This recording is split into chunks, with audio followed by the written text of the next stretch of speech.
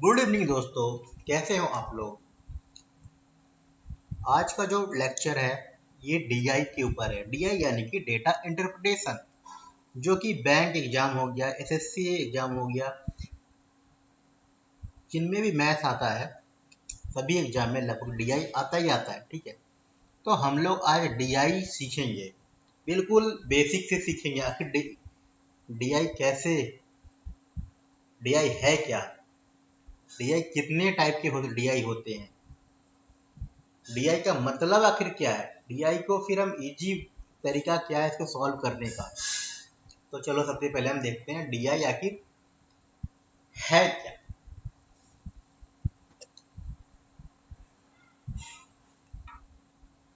दोस्तों डीआई क्या है, आपके मन में भी सबसे पहला सवाल आ रहा होगा, डीआई आखिर है क्या। डीआई डीआई सुनते तो हो, लेकिन है क्या।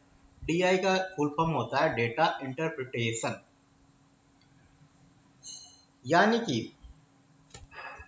कोई भी ग्राफ, टेबल, पाई या फिर लाइन चार्ट, किसी भी तरीके से कोई भी ग्राफ दिया हो किसी भी फॉर्म में, उस ग्राफ को रीड करके उसके ऊपर जो भी क्वेश्चन दिए हुए उसका हमें आंसर देना, इसे ही हम डीआई कहते हैं, यानी कि डेटा इंटरप्रिटेशन।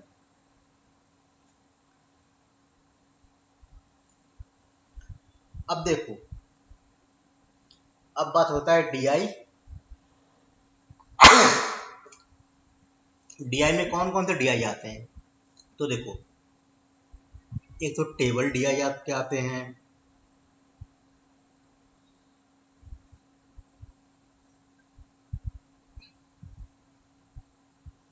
उसके बाद दोस्तों पाई चार्ट, लाइन ग्राफ,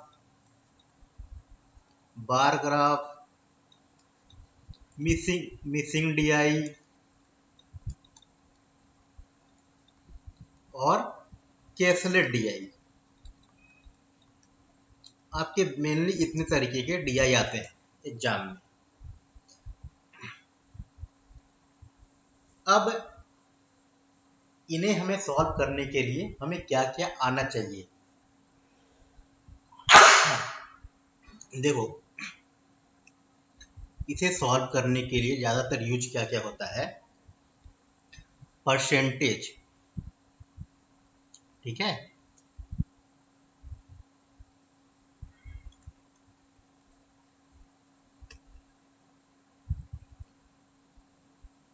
पहला नंबर हो गया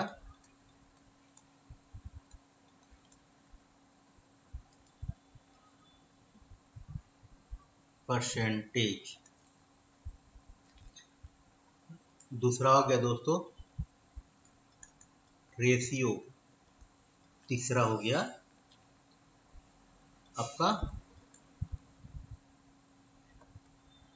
एवरेज। देखो मेनली जो है इन्हीं का यूज होता है डीआई में। ठीक है, परसेंटेज, रेशियो और एवरेज, यानी कि आपको परसेंटेज, रेशियो, एवरेज पे कमांड होना चाहिए, तभी जाके आप डीआई को कहीं ना कहीं कम टाइम में सॉल्व कर पाएंगे। तो अब मैं आपको कुछ परसेंटेज बताता हूँ कि मतलब जो आपके सामने देखते होंगे कि फ्रैक्शन वैल्यू दिया रहता है। मान लो कि जैसे ये एक मान लो कि एक है रोटी है। ठीक है, रोटी। अब ये जो पूरा रोटी जो होगा, ये दोस्तों होगा, ये एक रोटी है ना, एक ये तो रोटी एक ही है, तो ये टोटल पूरा होगा 100%।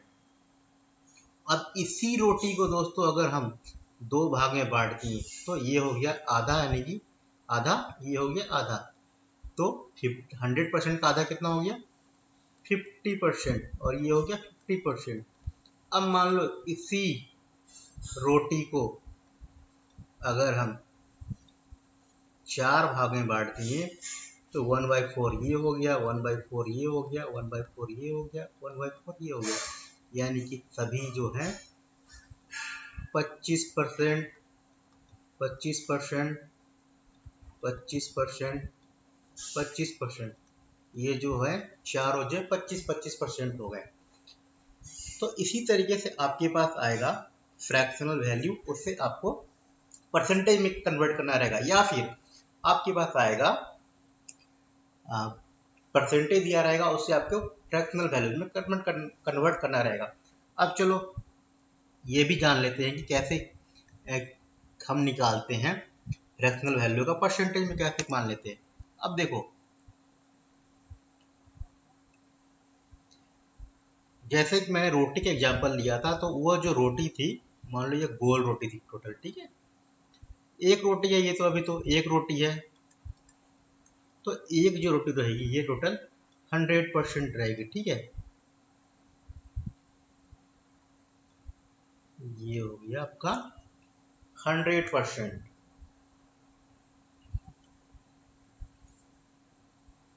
अब हम इसका आधा कर दिया तो 1/2 हो गया ये, और आधा हो गया ये। अब इसका 1/2 कितना परसेंट होगा दोस्तों? 1/2, और इसे मल्टीप्लाई कर देंगे 100% से, तो कितना हो गया? 50%। अब इसे ही हम कर दिए 4 भाग में, तो अब हमें 1/4 हो गया। 1/4 का परसेंटेज निकालने के लिए कितना कर देंगे? 100 से फिर मल्टीप्लाई कर देंगे, तो कितना हो गया? 25%, है ना। ये तो बेसिक कैलकुलेशन है। 25 तो हो गया ये 25%। अब रहे आपके पास आता है 1/3 का अगर परसेंटेज निकालना रहेगा तो कैसे निकालेंगे? 1/3 इंटू 100 कितना हो गया? 33.33 परसेंटेज, ये हो गया।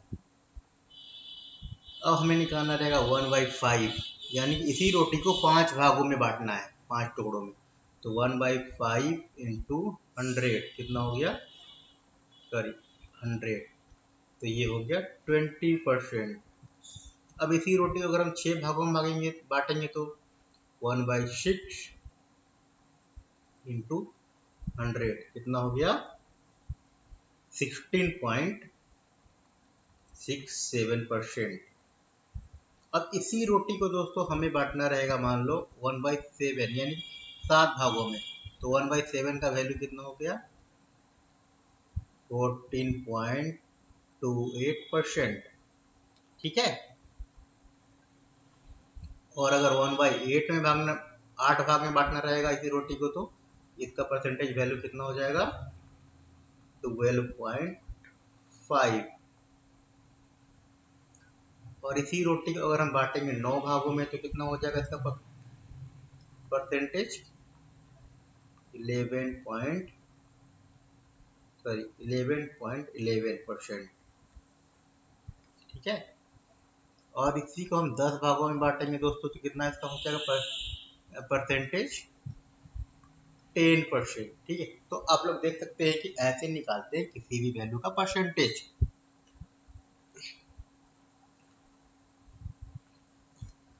अब मैं आपको रेशियो का एक एग्जांपल देता हूं, ठीक है। रेशियो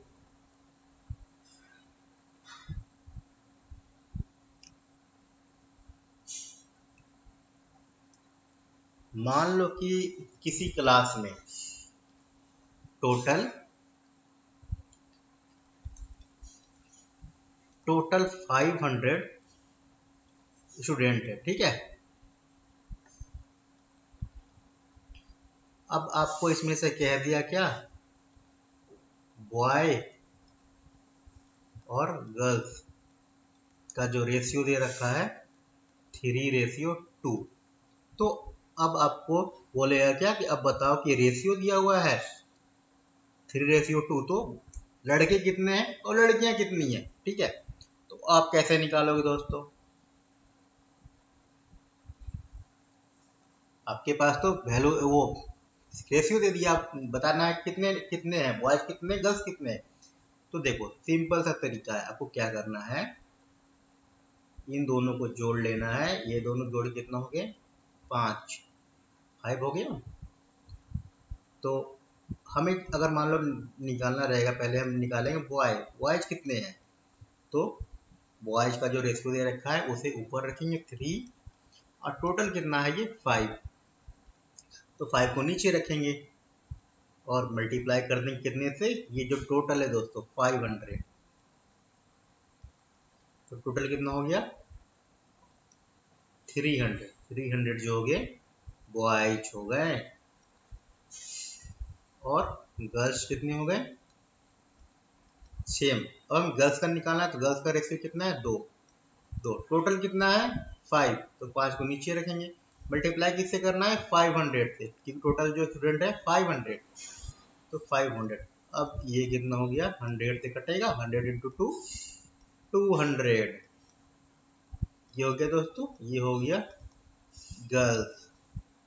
ये तो मैंने आपको बेसिक से बताया, ऐसे निकालते हैं रेशियो। पर जब हम करेंगे सॉल्व एग्जाम में, तो आपको इतना लंबा नहीं करना है दोस्तों। आपको क्या करना है, डायरेक्ट थोड़ा शॉर्ट अप्रोच अपनाना पड़ेगा, ठीक है। जैसे इन 3 और 2 कितना हो गया 5, 5 के बराबर कितना दे रखा है 500, ये है ना। हमने मान लिया कि ये टोटल जो है 5 है, लेकिन एक्चुअल में तो 5 नहीं है, 500 है। तो 5 की वैल्यू जो दे रखी है 500, तो एक की वैल्यू कितनी होगी दोस्तों 100। तो हमें निकालनी है 3 की, यानी कि बॉय 3 है, तो 3 इंटू 100 कर देंगे, कितना आएगा 300। और गर्ल्स कितने हो जाएंगे 2 इंटू 100, यानी कि 200। 200 लड़की हो गई, 300 लड़के हो गए, ठीक है। तो ये था दोस्तों कुछ बेसिक बातें। अब चलो एवरेज ही बता देता हूं मैं आपको। अब एवरेज कैसे निकालते हैं, ठीक है। एवरेज क्या होता है,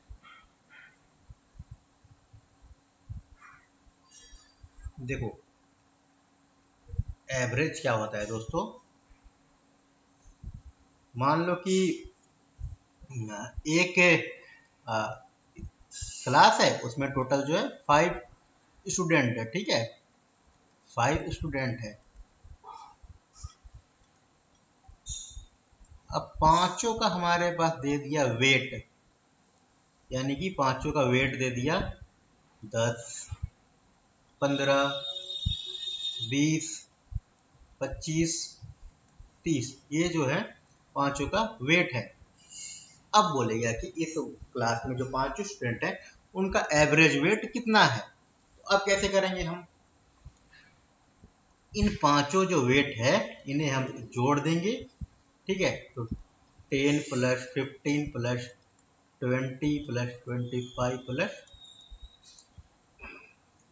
इन पांचों को जोड़ के हम जो है 5 से डिवाइड कर देंगे। तो 10, 15, 25 और 20 45, और 25 70, और 30 100। 100 डिवाइडेड बाई 5 आ गया हमारा 20, यानी कि इस क्लास का जो एवरेज है 20 केजी है, ठीक है, 20 केजी है। तो एवरेज का मतलब ये होता है जितना भी जो भी चीजें हमें निकालना रहेगा उन सबको ऐड कर देंगे, और जितना मान लो क्वांटिटी रहेगा उससे हम डिवाइड कर देंगे। अब चलो एक एग्जांपल लेते हैं। अब हम, ये तो था बेसिक कि ये चीजें हमें आने चाहिए। अब एक एग्जांपल लेता हूं मैं, आपको डीआई करके बताता हूं, तब आपको अच्छे समझ में आएगा, ठीक है। चलो हम एक क्वेश्चन लेते हैं दोस्तों। मान लो कि मैंने एक तरफ ले लिया कंपनी, ठीक है, ये ले लिया एक कंपनी, और एक तरफ ले लेता हूँ इसकी सेल्स। मान लो कोई भी कंपनी एक्स वाई जेड कोई भी है, ठीक है। देखो 5 कंपनी मैं लेता हूँ, ए बी सी डी ई, ये हो गया company A B C D E. और इसकी जो है सेल्स दे रखी है दोस्तों, कंपनी ए की 150, कंपनी बी की 120, कंपनी सी की 180, कंपनी डी की 210, कंपनी ई की 240। अब हमसे पूछेगा क्वेश्चन, देखो अब इसमें जो है क्वेश्चन किसी भी तरीके से पूछ सकता है, कुछ भी पूछ सकता है, ठीक है। ये जो है मैं बेसिक लिया हूँ, ये बिल्कुल बेसिक है। आपको सिर्फ समझाने के लिए। एक्चुअली में एग्जाम में ऐसा क्वेश्चन नहीं आता है, ये मतलब बिल्कुल जीरो है अभी, मतलब ये किसी को भी कोई भी समझ जाएगा ऐसे, ठीक है। अब पूछेगा कि कंपनी की जो है टोटल सेल्स कितनी हो रही है कंपनी में, ठीक है। क्वेश्चन नंबर 1 लेते हैं हम। टोटल सेल्स हमसे पूछा, टोटल सेल्स जो है कितनी है कंपनी की, यानी कि टोटल बिक्री कितनी हो रही है पांचों कंपनी मिला के, ठीक है। तो हम क्या करेंगे, इन पांचों को ऐड कर देंगे, यही हमारा जो हो जाएगा टोटल, यानी कि 150 प्लस 120 प्लस 180 प्लस 210 प्लस 240 कितना हो गया, ये 300, और ये कितना हो गया 450, यानी कि 300 450 750 और 150 900, ये हो गया टोटल कंपनी की, पांचों कंपनियों की सेल्स कितनी होगी टोटल। नेक्स्ट क्वेश्चन पूछेगा दोस्तों, मान लो नेक्स्ट क्वेश्चन पूछ दिया, कंपनी सी की जो सेल है वो कंपनी ए से कितनी ज्यादा है, ठीक है।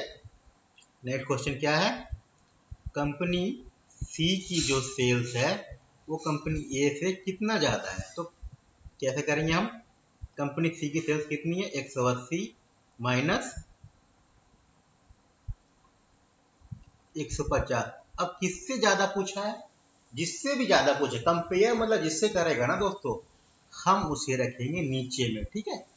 हमें कंपेयर यहाँ करना ए से, यानी कि सी का जो है ए से कितना ज्यादा है, तो हम ए को नीचे रखें।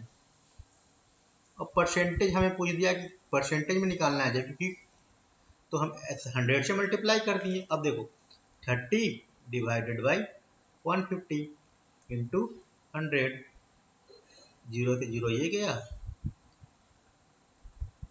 15 से 30 और 10 दूना 20, ये जो दोस्तों हो गया 20% ज्यादा है कंपनी सी की सेल्स कंपनी ए की कंपेयर में। अब दोस्तों नेक्स्ट क्वेश्चन क्या है, न्यू स्लाइड ले लेता हूं मैं, एक मिनट। देखो नेक्स्ट क्वेश्चन हमारा ये है कि नेक्स्ट क्वेश्चन है सभी कंपनियों की एवरेज हमें निकालने को बोला। अब देखो पहले क्वेश्चन में हमने निकाला था कि टोटल जो सेल्स थे 900 थे, ठीक है, टोटल जो है 900 है ना, तो 900, और मैंने क्या बताया था आपको एवरेज कैसे निकालते हैं हम, टोटल डिवाइडेड बाय जितने भी कंपनी होगी या फिर जो भी संख्या दी रही है उसे डिवाइड कर देंगे। तो 900 डिवाइडेड बाई 5 कितना हो गया 180, इसका जो एवरेज आ गया 180। अब नेक्स्ट क्वेश्चन हमारे पास क्या है दोस्तों, नेक्स्ट क्वेश्चन लेता हूं मैं, ठीक है। क्वेश्चन नंबर 4, क्वेश्चन नंबर 4 ये क्या है, सबसे ज्यादा सेल्स जिस कंपनी में हो रही है और सबसे कम सेल्स जिस कंपनी में हो रही है, दोनों का डिफरेंस कितना है। तो आप देख सकते हैं कि सबसे ज्यादा जो ई में है 240, तो सबसे कम कितना है बी में 120, तो इन दोनों का डिफरेंस कितना हो जाएगा दोस्तों, ये तो ऐसे ही आप बता सकते हो 240 माइनस 120 यानी कि 120, ठीक है। और नेक्स्ट क्वेश्चन क्या है, पांचवा और आखिरी सवाल, कंपनी बी और डी, यहीं पे मैं कर लेता हूं, ठीक है।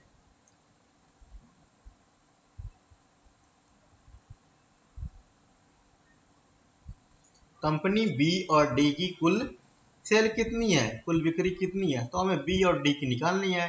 तो बी में कितना 120 और डी में कितना है 210, 120 प्लस 210 कितना हो गया 330। तो ये था दोस्तों बिल्कुल बेसिक था डीआई का, ठीक है। मैंने आपको बिल्कुल बेसिक तरीके से करके बताया है कि कैसे डीआई करते हैं सॉल्व हम लोग, डीआई क्या है, क्या क्या डीआई में मेनली यूज होता है। तो ये था दोस्तों डीआई का लेक्चर नंबर 1। ऐसे ही मैं आपके लिए और भी इसके सारे लेक्चर लाता रहूंगा, बिल्कुल जीरो से लेकर एडवांस लेवल तक मैं इस पे जाऊंगा। ताकि आपके प्री हो, मेंस हो, किसी भी एग्जाम में डीआई अगर आता है, आपका डीआई का सवाल एक भी सवाल दोस्तों गलत नहीं होना चाहिए, और ऐसा ना हो कि आपसे बने ना। ठीक है, तो अगर आपको ये लेक्चर यूजफुल लगी हो तो चैनल को सब्सक्राइब करना, वीडियो को लाइक करना और अपने दोस्तों के साथ शेयर करना। तो ठीक है दोस्तों, फिर मिलते हैं नेक्स्ट क्लास में। तब तक द गाइडिंग मेंटर के साथ बने रहो और अपना ख्याल रखो।